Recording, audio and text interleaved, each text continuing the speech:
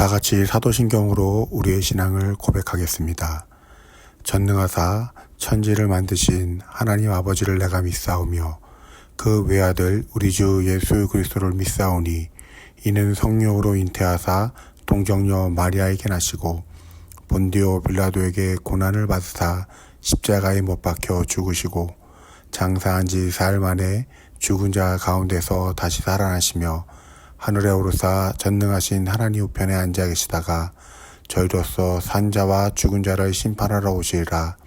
성령을 믿사오며 거룩한 공회와 성도가 서로 교통하는 것과 죄를 사하여 주시는 것과 몸이 다시 사는 것과 영원히 사는 것을 믿사옵나이다. 아멘.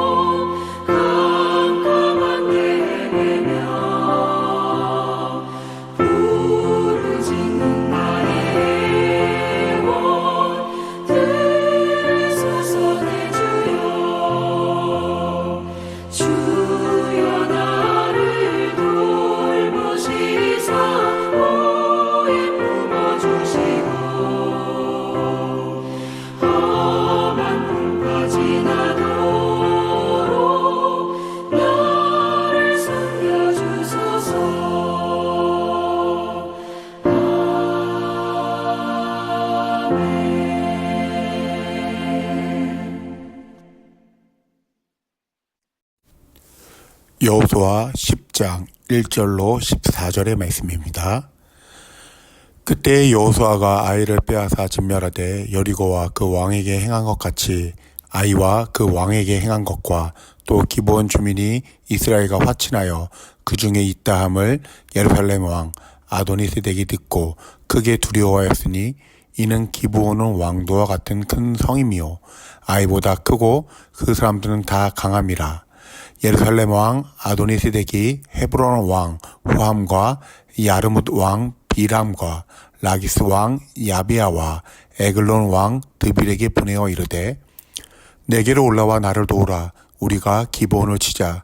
이는 기브온이 여호수아와 이스라엘 자손과 더불어 화친하였음이니라 하매 아모리 족속의 5 왕들 곧 예루살렘 왕과 헤브론 왕과 야르뭇 왕과 라기스 왕과 에글론 왕이 함께 모여 자기들의 모든 군대를 거느리고 올라와 기브온에 대진하고 싸우니라. 기브온 사람들이 길갈 진영에 사람을 보내어 여호수아에게 전하되 당신은 종들 돕기를 더디하지 마시고 속히 우리에게 올라와 우리를 구하소서. 산지에 거주하는 아모리 사람의 왕들이 다 모여 우리를 치나이다 하매 여호수아가 모든 군사와 용사와 더불어 길갈에서 올라가니라. 그때 여호와께서 여호수아에게 이르시되 그들을 두려워하지 말라. 내가 그들을 내 손에 넘겨주었으니 그들 중에서 한 사람도 너를 당할 자 없으리라 하신지라. 여호수아가 길갈에서 밤새도록 올라가 갑자기 그들에게 이르니 여호와께서 그들을 이스라엘 앞에서 패하게 하심으로 여호수아가 그들을 기브온에서 크게 살육하고 벳호른에 올라가 비탈에서 추격하여 아세가와 막게다까지 이르니라. 그들이 이스라엘 앞에서 도망하여 벳호른 비탈에 내려갈 때 여호와께서 하늘에서 큰 우박덩이를 아세가에 이르기까지 내리심에 그들이 죽었으니 이스라엘 자손의 칼에 죽은 자보다 우박에 죽은 자가 더 많았더라.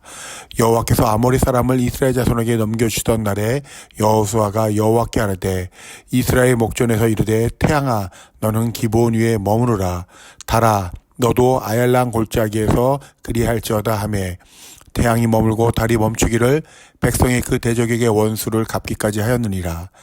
야살의 책에 태양이 중천에 머물러서 거의 종일토록 속히 내려가지 아니하였다고 기록되지 아니하였느냐. 여호와께서 사람의 목소리를 들으신 이 같은 날은 전에도 없었고 후에도 없었나니 이는 여호와께서 이스라엘 위하여 싸우셨음이니라. 아멘. 오늘은 여호수아 10장 1절로 15절의 말씀을 가지고 이스라엘을 위하여 싸우시는 하나님이란 제목으로 말씀을 나누려고 합니다.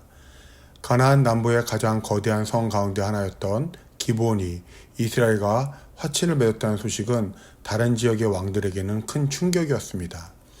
이스라엘의 침공에 맞서 주력 부대가 되어야 할 기브온이 이스라엘에게 항복한 것은 가나안의 다른 왕들에게는 큰 위기였습니다.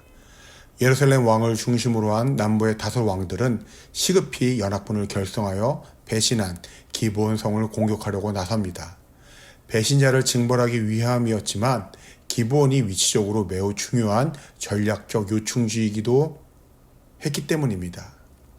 기브온 성도 아무리 강대한 성이었지만 5 나라의 군대가 총동원해서 포위해오자 다급하지 않을 수 없었습니다. 그래서 여호수아에게 즉각적으로 지원을 요청합니다. 여호수아는 즉시 전군을 수집하여 가나안의 5 나라 연합군과의 전쟁을 위해 출정 명령을 내렸습니다. 여호수아는 즉시 전군을 지휘하여 길갈에서 기브온까지 30에서 40km 정도 되는 거리를 빠르게 행군했습니다. 기브온은 해발 1800m가 넘는 험한 산지에 자리 잡고 있었기 때문에 결코 쉬운 행군은 아니었습니다. 밤새 행군한 이스라엘은 피로에 지쳐 있었고 앞에는 막강한 연합군들이 기다리고 있었습니다. 그러나 여호수아는 전혀 망설이지 않았습니다. 여호수아는 가만히 앉아서 게으르게 전투에 임하지 않았습니다. 여호수아는 최선을 다해 준비태세를 갖추고 치밀하고 일사불란하게 움직여 적의 허를 찌르는 기습을 감행했습니다. 하지만 열심히 한다고 다 좋은 결과만 있는 것은 아닙니다. 열심만 가지고는 안 되는 일이 훨씬 더 많이 있습니다. 그럴 때 성도인 우리는 하나님께서 우리와 함께 하심을 믿습니다. 하나님을 모르는 사람들은 열심히 하고 최선을 다했을 때 좋은 결과가 나오지 않으면 지치게 되고 낙망하게 되고 좌절하게 됩니다. 하지만 성도인 우리들은 오히려 그때 하나님이 우리와 함께 하시는 임마누엘의 역사를 보게 됩니다. 하나님이 자기의 백성들을 위해 일하심을 경험하게 됩니다. 하나님은 주어진 일에 열심히 매진하는 성도에게 침묵하지 않으십니다. 하나님께서는 반드시 나아가야 할 길을 보여주시며 선하심과 인자하심으로 인도해 가십니다. 여호수아에게도 하나님은 말씀해 주십니다. 8절입니다. 그들을 두려워하지 말라. 내가 그들을 내 손에 넘겨주었으니 그들 중에서 한 사람도 너를 당할 자가 없으리라. 이미 전쟁을 하기도 전에 하나님은 승리를 약속해 주십니다. 자기가 좋아하는 일에는 누구나 열정을 가지기 쉽습니다. 그러나 누가 봐도 어렵고 힘든 상황에서도 열정을 가지기란 쉽지 않습니다. 열정이라는 헬라어의 말에는요, 하나님이 그 상황 속에 함께 계신다라는 그런 뜻이 담겨져 있습니다. 불가능한 난관 앞에서도 믿음의 사람은 우리를 위하여 싸우시는 하나님을 볼 수 있는 것입니다. 그런 의미에서 여호수아는 지금 무모한 일을 하는 것이 아니라 믿음대로 행하는 것입니다. 내가 약하면 작은 적도 무섭지만 내가 강하면 큰 적도 무섭지 않는 법입니다. 우리가 두려움을 느끼는 이유는 문제가 어려워서라기보다는 전능하신 하나님이 내 편이라는 확신이 약하기 때문입니다.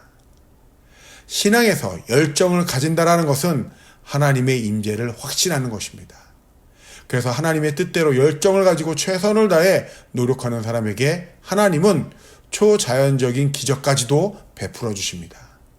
인간적으로 불가능할 것 같은 상황에 돌파구를 열어주십니다. 오늘 말씀에서도 그런 모습을 볼 수 있습니다. 패해서 도망가는 가나안 연합군을 추격하는 여호수아의 기도에 하나님은 응답해 주십니다. 하나님은 태양을 하루 가까이 멈추시는 초자연적인 기적을 베풀어 주셨습니다.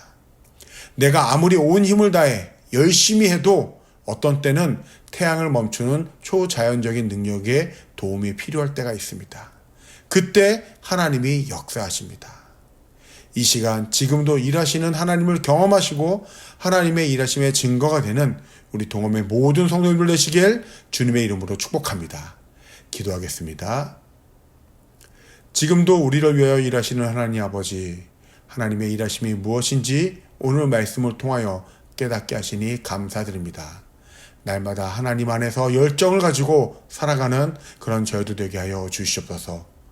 하나님의 거룩한 임재가 함께하는 우리의 인생이 되게 하여 주시옵소서.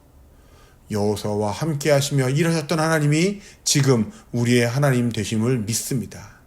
그 하나님 안에서 하나님이 뜻하신 곳으로 나아갈 수 있는 믿음의 사람 되게 하여 주시옵소서.